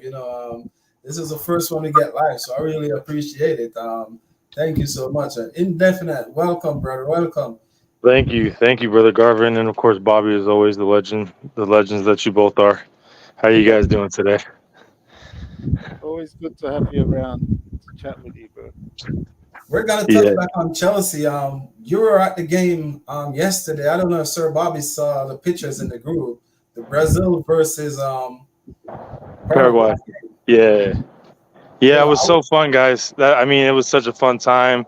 The Brazilian supporters are, a fun group, always dancing. There was nothing but like drums and chanting and all kinds of things the whole match. So it was definitely a fun time. We even have right now, the reason why I can only be on for a limited period of time is because we have someone that's a family friend for the last 25 years from Rio that flew all the way here just for the match. So having a big asado, having a lot of family and friends come around that we haven't seen in a while. So it's a really nice time. It was so good to see some of the premier talents, in the world, like a Vinny Jr., Paqueta, etc. Yeah, they were there. Vinny. I thought, Vinny was a little gimmicky in the beginning, if that makes sense, always complaining, diving, stuff like that. But I think now he's the real deal for sure. I think he deserves that Ballon d'Or. I'm glad you said that because I was gonna ask you I know you got a little bit of time, but I was gonna ask you I got two questions to ask you, and then me and Sir Bobby can go into it like you have to run, but experience if you can share it a little more with us. I was telling Sir Bobby in Jersey that I like the physicalness of the Copa America. Remind me back in the 90s, it's not the referee don't blow the whistle too often, unless it's really something that they really have to go for, and you were there live, and what was it like, when you saw those tackles flying, nothing to hurt the players, but it was a physical game. Like back in Argentina, we used to got like the River Plate and Boca Junior. I used to watch a lot of those games, or your Corinthians and Sao Paulo. Back in those days, what it's like, to be there. I mean, the South American football has always been known for its grit. It's very gritty. Hard nosed tackles. They go in 100%, and so I think I'm just so used to that culture because I grew up when I start thinking about it. I mean, as a youngster, Chelsea was probably not even in my view at all.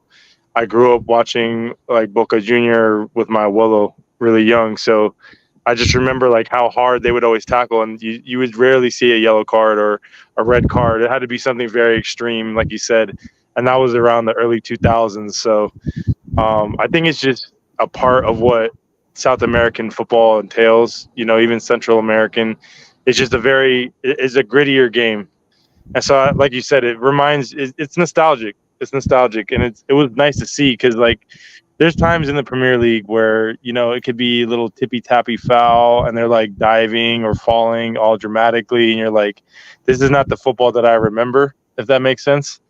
But it's just a little bit different. But just to see that element in place now, where players have to earn their spot, nothing's really given, and it makes for better matches to me. There's a lot more pressure and excitement. Obviously, yesterday was one-sided, fair enough, but and most of the other matches that I've been seeing so far in the Copa America is just it's grittier. It's and I think that's what I'm used to. So I always appreciate it. And Argentinian players have always been that way as well. We have that with Enzo, who played through a hernia, basically a torn hernia for how many months till he got surgery, and that's just indicative of what South America is all about. Oh yeah, and that's I know probably Sir Bobby gonna join us back. He got disconnected. I really appreciate you coming on. I know you gotta go, but I got a few things I want to ask you real quick. Just let me know when you gotta go, and I really appreciate it. This young defender that Chelsea be linked with from Boca Junior. The report coming out today, like you have to say it's almost done. Like the player already give his green light. And Chelsea and Boca Junior right now, it's in the way of probably let him stay there on loan, probably for next season or halfway the season. I think that's what they're saying. That's the only hold up on it for it to get announced is for them to put it together to see if it's a 1 year loan or a half of the season loan. What your takes on it? No, yeah. So I mentioned before too. I have some connections because I still have family in Buenos Aires. So, they're Boca Juniors fans, so they know Anselmino's name. I keep hearing, at least from them, that he's a very good player, very technical. He's also very, obviously, we mentioned gritty, tough. He goes in hard for challenges, so he commits completely. And he's just like an old school defender. They compared him to Lisandro Martinez from Man United, except about 4 or 5 inches taller. So if we can get that kind of player, I'm all for it. That type of player. And if he can develop, he's super young from what they said. There's another, I'm trying to remember the name of the other player they mentioned on Bocas that might be getting looked at as well. But yeah, he was one of the more notable names, and he knew that. And I think even in Argentina, like the culture in Argentina, Brazil, Uruguay, Paraguay, they're taught at a very young age, if you're really good at football, that the next step is the Premier League or the preeminent league where you can get paid the most. So they all want to play for bigger clubs like Chelsea, Man United, Man City, Arsenal, Liverpool, and they know that could be the step into deal with in the future, say like a Real Madrid or Barcelona or Bayern, etc. So I definitely think that he's going to be a great player, and I hope that we bring him in. I like that we're kind of bringing in what Mitchie calls power and pace, because we kind of need an element of that since we're lacking. To me, what I believe in is the realm of experience. Well, that's true. I watched a little bit of him since that night we do that stream, and he were telling me I like what I see, but I was reading a report when they're saying he got some little muscular injury, but nothing too big, nothing too long, just here and there, a few little. But when players are growing in their body, you're gonna end up, seeing those little nigs here and there. But they said it's nothing to worry about. Its injury record is really good. Just them, as I said, just those little nicks. Hopefully that we can seal it, because we're very much gonna need those young defenders, because Chelsea, we all know Chelsea. Chelsea gonna always have to try to improve each and every time, because we're a winning team, and that's what we want. We want the best of the best. And for me, this young defender can be the next big thing. And that price range, I think they said it's probably going to be about 18 million. It's not going to be the 22 or 23 million that they were asking for, because Chelsea tried to do a better paying terms where all of that is agreed. So it's going to be about 18 to 19 million right there. This defender, left back from Atalanta, I don't know if you know much about him. No, I don't know. Are you talking about Caleb Wiley, right? Something like that? Yeah. Yeah, no, I have no idea who he is. That's why in one of the chats I was like, "Who is this? This is interesting."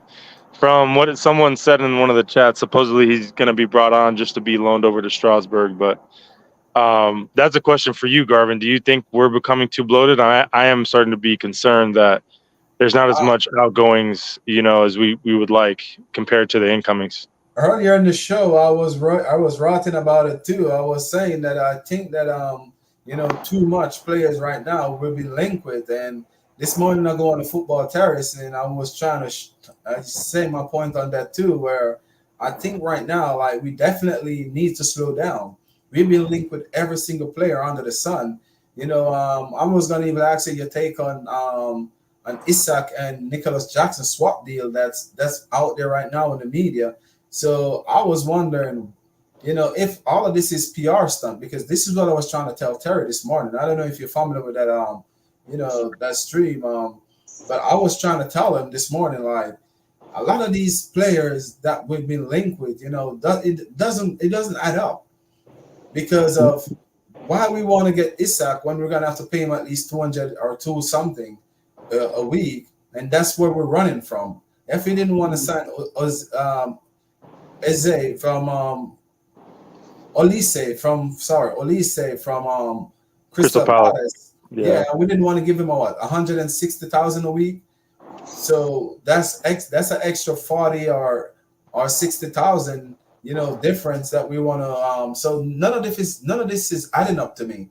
And we got so many players, and none of our players are moving. We got players that are moving from the academy, but not too much players are moving in the senior team. So where are these players going to fit?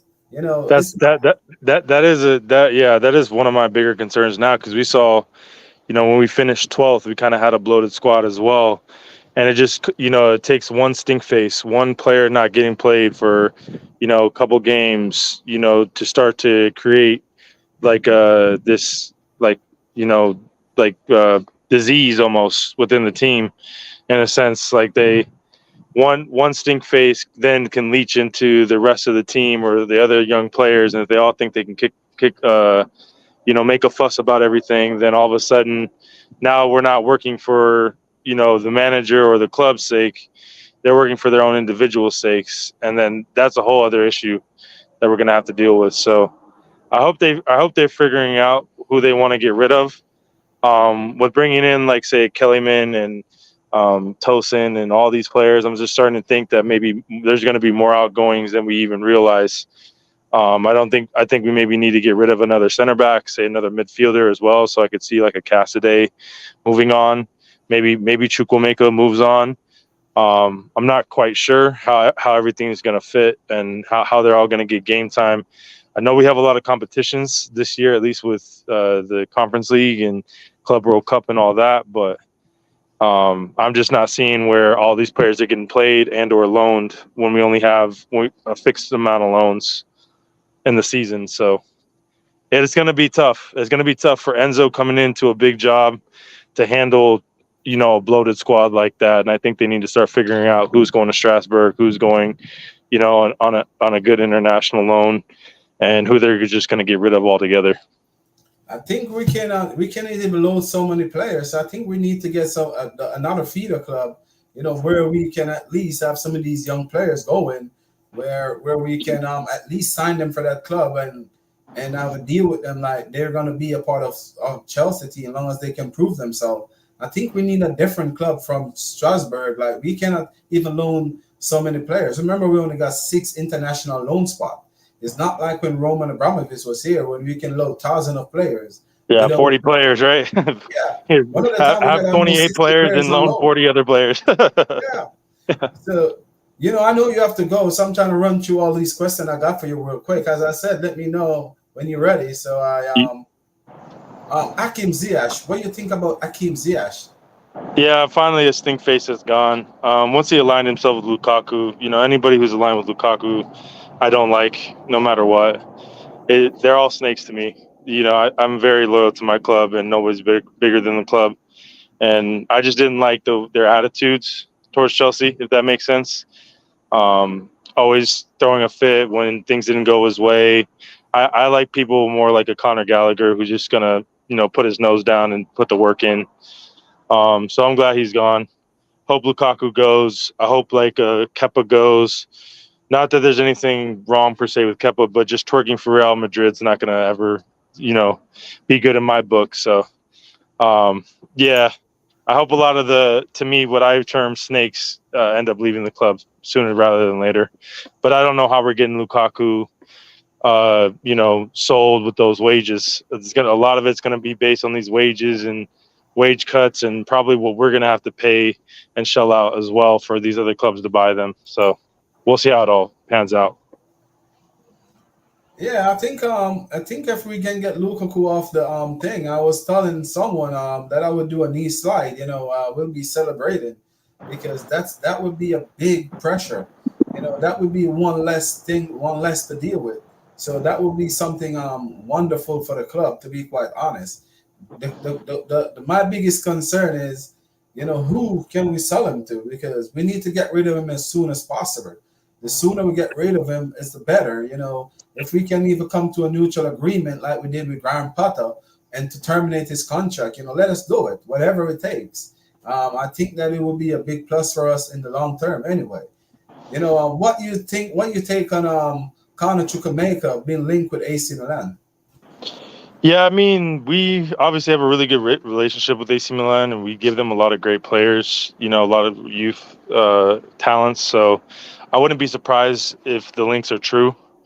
Like I said, we're kind of talking about PR and all that, and we know Isak is not going to happen because of this ownership and probably the financial constraints they're trying to consider.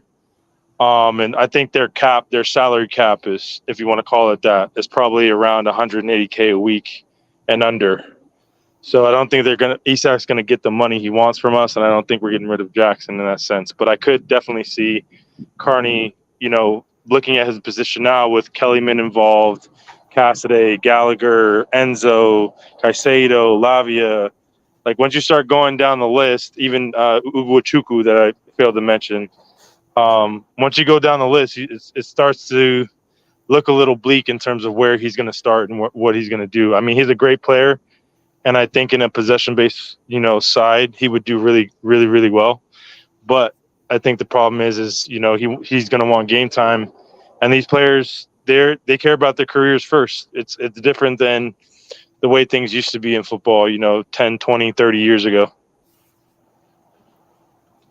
Yeah, that's what I was trying to say earlier too. And what you think about this PSR link and this young kid Kellerman that we brought in today? It's announced this morning. So what you take on those two takes? As I said, remember when you're ready to go, because I know family come first, so yeah, I'll go in the next 5 minutes or so. But yeah, with Kellyman, I mean, Kellyman's a great player. It looks like from the obviously compilations I feel like tell a third of the story, but that's just my personal opinion. We'll see how he translates. He looks at least big and physical. Maybe he can make a difference in that sense, and I hope that he is that type of player that can be a spark in our midfield if he gets the chance to play against some of these Wi-Fi passwords that we're going to play in the Conference League. But yeah, I would like to see a lot of these younger players develop in the Conference League or the lower leagues, maybe even in the first round or so of the Club World Cup. Things like that I think would be good for their development. And then we kind of see where we go from there. I don't think we need any more midfielders, so I'm a little concerned about the Dewsbury Hall links, if that makes sense. But I can understand if they go for it because I'm sure that's Maresca's guy.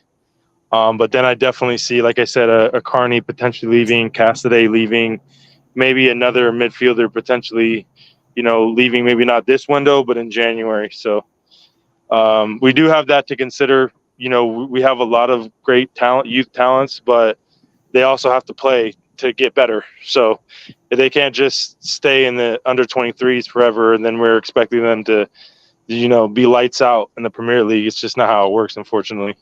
So we'll see how everything goes. I am cautiously optimistic. That's what I'll say. Me too. And the last big one I'm gonna throw at you, because I know you said 5 minutes and about. So what do you think? What we're gonna do with the likes of Raheem Sterling, because Raheem Sterling be quiet all summer long. There's no link earlier out before the season or when the season just finished. There was a lot of talk about Raheem Sterling probably, leave, or the club trying to get rid of him. But, from the last month or so, like Raheem Sterling side just go quiet. There's no news coming about Raheem Sterling want to leave or stay. I mean, unfortunately, that's because, look, I will say where their ownership messes up and where they don't. They messed up on that. Bowley messed up on that deal. I think he was a little naive to think he could be this interim sporting director. And I think he followed, somewhat of the Roman model in a sense, that first window when we did sign him. I don't know that we looked at his entire career trajectory, but I felt like we got him at a time where he was on the way down and he was supposed to revitalize his career with us. But unfortunately, that never, came about to me. Now, he's been somewhat productive. I can't deny that. But he is cancerous in the sense that, he's the type of experience where he's only going to give so much of his effort. And for these young kids that are being influenced by someone like that, you don't want that, to be the model and the one that's making the most in terms of his salary in your club. So I think we do need to move him on. I don't know to what club or to what extent they're going to figure those types of things out. And I'm sure it would have to be generational money for him to move. But I'm sure that with all of Bowley's and Iqbali's contacts in Saudi, someone will offer him we'll give him an offer he can't refuse. Let's just say that, like to quote The Godfather. Yeah, what you said, you're 100% correct. And on your takes on Euros, because I only got you for a few minutes, so I have to dash it all on you. Or your takes on Euros. Who is your favorite team in the Euros, and who you expect to win it? So I told Jerry Z this too, because obviously me and Jerry Z are very close as well as you know, obviously you, Brother Garvin, and a lot of the other Chelsea content creators. I told him a final of Germany and France, but I'm starting to doubt France more and more the more that I see them play. Besides Conte, I can rely on Conte because I know who Conte is and we love Conte. So I'll always expect them to perform, but I don't know that their forward line for some reason is as lethal as I thought they would be. I hope Germany at least goes all the way, but I did think was it the offsides or some related foul earlier in the match against Denmark was a little cheap. But hey, you know, that's neither here nor there. They got through, and they look very strong under Nagelsmann, and I'm not really surprised that he's succeeding. He has that mentality that I think, you know, I wish we would have in a manager we could have gotten, because when we were looking at him last season. But maybe he wanted too much control, and we know how this ownership feels about control. But it's good to see someone that you like succeed, if that makes sense. So I think they will potentially win it all. And obviously they have the entire country backing them, and it's in Germany. So, you know, there's always that, you know, favoring them as well. But I mean, my dark horse in all this, I mean, I really, really, really like Spain. I wouldn't be surprised if Spain even gets through Georgia tomorrow and then potentially knocks out Germany in the round after that. So, in the quarterfinals. So I guess we'll have to see how everything plays out. But Cucurella is balling over there, and I'm liking what I see from Lamine Yamal as well. Yeah, Spain. Spain. I always said this. Spain looked like the team to beat, to be honest, because defensively they're really strong, and not only defensively, their attacking is fluid. You know, the attacking players are really, really fluid. So don't be surprised if they go up against Spain, and they do take Spain out. But Portugal used to say Portugal will be one of the favorite, but so far with Martinez in that Portugal camp, I don't think that will work, because he killed the golden generation of Belgium, to be quite honest. Yeah, that's what I'm saying. Martinez is not that guy. It's like there's certain, you know, like managers. In terms of national team managers, the only other one that I can think of, like Roberto Martinez, is Gareth Southgate. They're kind of similar.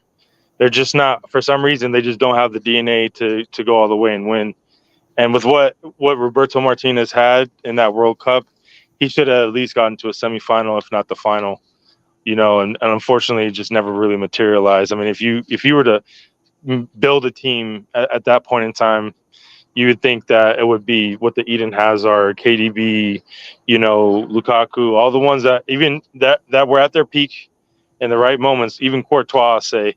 But unfortunately, it just never really materialized, and they just, I don't know how to explain it. Some managers are just naturally born, you know, leaders and winners, and others kind of can't complete things all the way, if that makes sense. Like they can't cross the line. Yeah, they can't cross the line. Exactly. They can't, you know, see things out. Unfortunately, they're very good managers and very elite, fair enough, but they just can't go all the way.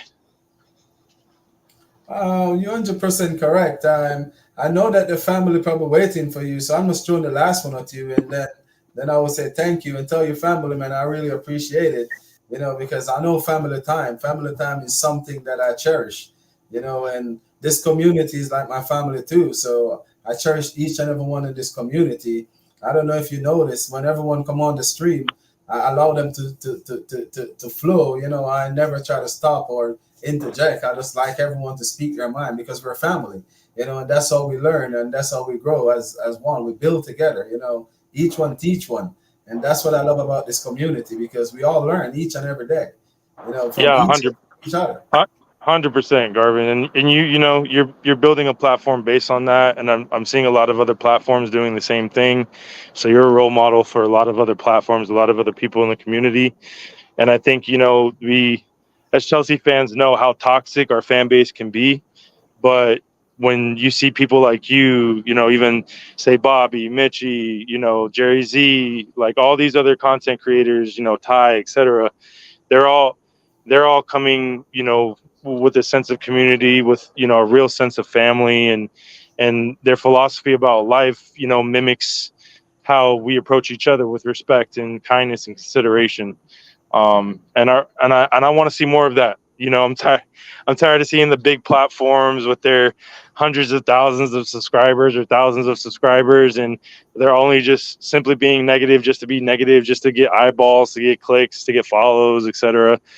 You know, let's try to, you know, create a community that's based, you know, on family and love and respect. There's nothing wrong with that. Yeah, and for me, you know, I don't know if you know this, is for me, it's not about the bigger, wider scale. It's for each one of us to respect each other, because if you don't respect each other, you know, how are you going to respect yourself? You have to respect people, you know, and that's all I want to do. You know, I want to build a platform, because with Jay-Z and Ty and all of them, they can tell you with me, if I have an idea about something, you know, I don't just keep it to myself. I even call them and talk to them about it. Like, hey, you can do this on your show.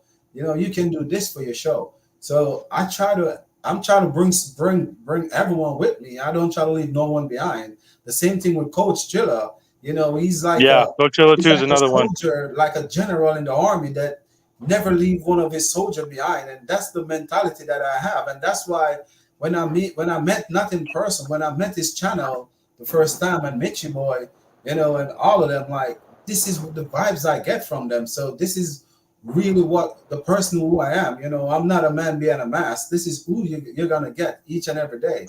I'm a family oriented person. Like, my family is like, they all come over. I cook barbecues. Like, I always have parties at my house. You know, and people come over and we sit, we talk, and we, you know, I don't really drink and smoke, but you know, whoever want to do whatever, we don't discredit nobody. Like, you do whatever you want to do. We have a good time. We talk. You know, this is who I am. You know, I like these type of platform where you can go and be a family. You know, you can be a part of something, because what I learned in life, you know, just one little words, and I always said this, one little words that don't mean nothing to you probably means something to someone else out there. You know, one little words can change someone's life. And that life that you save probably go save another 1,000 life, you know. So for me, you know, you just always have to speak positivity over your life, you know, and positivity in whatever you want to do or whatever you want to become. You know, believe in yourself and believe in others. You know, I don't try to put no one down. I always try to lift someone up, because I want everyone to achieve what I achieve in life.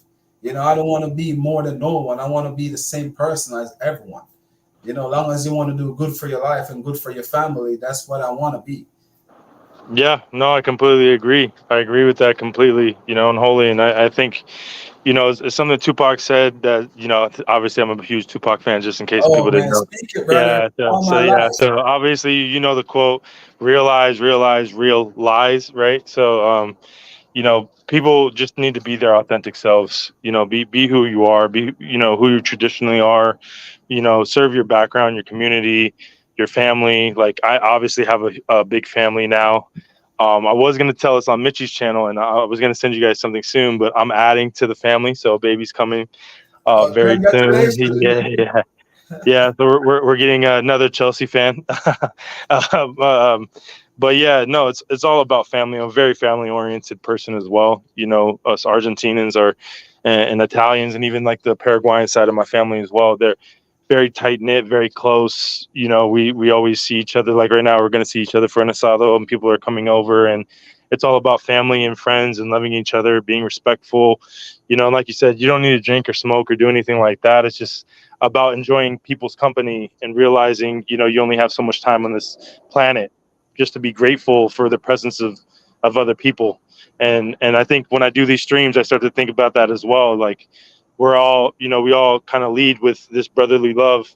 And I love that, because, you know, that's how we should be in life in general. So I hope, you know, you platforms like yours continue to grow, and I'm sure you're going to reach that 5K very soon. But yeah, obviously, Brother Garvin, you know, I do have to go. Thank you so much for just even letting me come on. I'm always grateful for you and for everybody else that we have that's positive and loving in our community. I appreciate it, bro. And I have a new thing coming up on the show. I was talking to DJ about it before you go, real quick. Let me give you a little rundown on it. Where I'm gonna do like a quiz, you know, where I got probably you or and DJ together, and I'll be throwing out quiz 30 seconds to answer. You know, bring a little fun to it. You know, switch it up a little bit. Not only just about football, but have a little fun. You know, where the fans can join in the comment section. You know, 30 seconds answer. You know, and we go on. You know, I'm trying to build it where we can debate on each other. You know, and in the good way, like in those little ways. You know, a lot coming on, brother. I'm just working on it and put it together. I love it. I love it. The idea of trivia sounds really amazing. That would be good for the community. You know, yeah. You got to bring some fun. You got to spin. You got to do different things. You know, get creative. And you are like very like that. I know that about you and Ty and all the people that are involved, Coach Mitchie, etc. You're all creatives in your own lane, and you're all also, like I said, very disciplined, respectful people. And so, it'll just continue to grow. I want us to be, the likes of the Eunices and, the George Bensons and, football therapy, like you're saying before. Eventually we'll grow and be able to spread that message throughout the world. All right. So thank you, brother. I really appreciate it. And we keep in contact. Tell the family I said and tell the missus, that I really, really happy for you guys, because I really do. I got 6 kids myself, so I really happy for you guys, and congratulations. Thank you so much. Thank you so much. And like I said, send my love to your family as well and all your people as well. We'll be in touch soon. All right. Thank you, bro. Yeah, guys, that was one of the great ones, in the community, Indefinite, and a person that I really really look up to and really respect. I'm the type of person, I respect each and every one. And he's a person like he always have, bring himself across very well, manageably, and that's what take you to the world. And, we just sharing the love in the community, and this community, trust me, is growing. It's going to get better and bigger and better each and every time, because we're going to spread the love, positivity. Sometimes we're going to have a little bit of negativity. Don't get me wrong, but positivity is what we're going to feed on. We're going to always try to figure out what we can do better. That's one of the main things. Rich money makers in the building, one of the legend, the man himself, Rich Money Maker, a good brother of mine and dear friend. We never meet in person, but someone that I really respect and look up to, is another one. Rich Money Maker. His support is always there on every stream. Doesn't matter if you go fall asleep and wake up and we're still on. He's back. And the sugar king, Rich Money Maker. I really appreciate you, brother. There's not a lot of news left in the day. I've been searching for news, but there's not a lot of news left. And tomorrow we'll be here again, guys, with probably another stream. Depends on what's going on. And I'm gonna check with Ty and see if he got anything that he want to do, a live stream or Jersey, before I really set my stream up, to see if I have to jump on one of their streams. So we all grow together, as I said. It's not only just me, it's we. And each and every one grow and don't leave anyone behind. That's the goal right here. It's us to grow together. Thank you, Rich Money Maker. Thank you. I really appreciate it. So right now, guys, we got 21 of you guys watching. Let me see how many likes we got. Oh, we got 10 likes. 21 of you watching, 10 likes. We can do a little bit better, especially the way we in Indefinite just closed the show off. It's a really good life lesson, but guys, hit the like button, and please remember to share, and please remember to subscribe. I never really asked for a lot of the subscription, but we definitely need it so this can reach more people. The more you guys subscribe is the more the YouTube algorithm set it out. So as the more people tuned in, as the more people we can get. Yep. The more people we can get, and come over, and we can have this community grow, and we can always talk, not only just about football, but in general. There's a lot of things I'm gonna put in the pipeline. The first quiz quiz show is coming up soon. Just have to finish work on it, and get the first 2 persons to participate, and I'll know which money maker will be in the comment section. And I know you'll be there dropping all the answers for the debaters. But we got a lot coming up to the community, guys.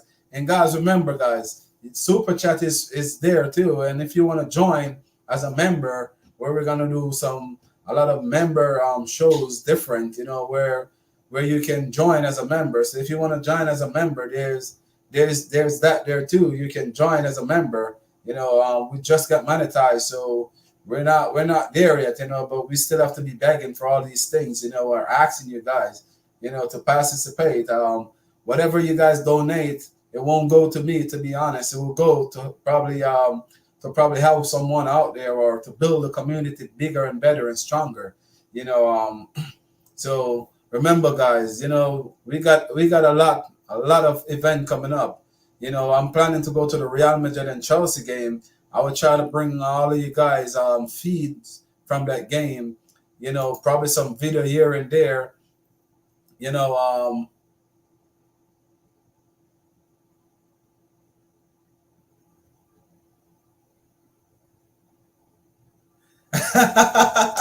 Rich Money Maker, I would really love that day. When that day comes, and that will bring joy to a lot of us, because as I keep on saying, you're one that really, really, really supportive in this community,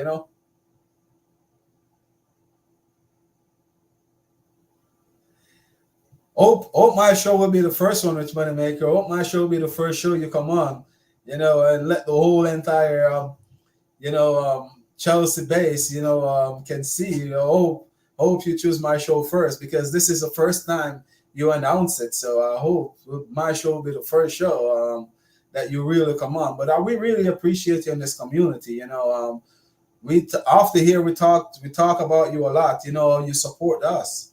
And we got a little WhatsApp group, where we communicate, and they're on X too. I wish you were there in those groups, because I know you would make that group, light up, because we do got the little group where we communicate off the air.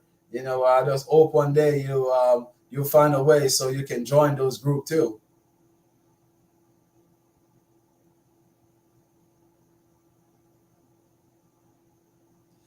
Oh yeah, that's what I'm saying. You make sure my show will be the first show, because you definitely a lot of people want to know who's behind the man that have all the connection. You definitely man will light up the world, because you definitely is a famous man. You don't even know, because a lot of people, man, want to know your contacts and stuff like those. You're a famous guy, even with the mask on, you're very famous, Rich Money Maker. So guys, remember, guys, please like, share, and subscribe to the YouTube channel, because we're growing. Not only my channel, we got my brother channel, Ty, we got Blue Board Analysts, that's Chelsea Session. You guys can go over there and subscribe, to the channel. As the news slow down today, guys, there's not a lot of news left, so I'm saving some for tomorrow. So thank you guys for watching. Please remember, like, share, and subscribe to your boy Garvin YouTube channel. It do take us a long way, and I really appreciate it. Thank you guys. Peace. Coming from a bad place, oh yeah, trying to be a better me just for you. But it ain't easy, it's hard to get used to. Minding my own business, I'm not worried about what he do. Cause nowadays, all the niggas that be see-through. I always said this is that I'm staying around people. Finding my own path like I'm writing my own sequel. Two-faced people all around, they be evil.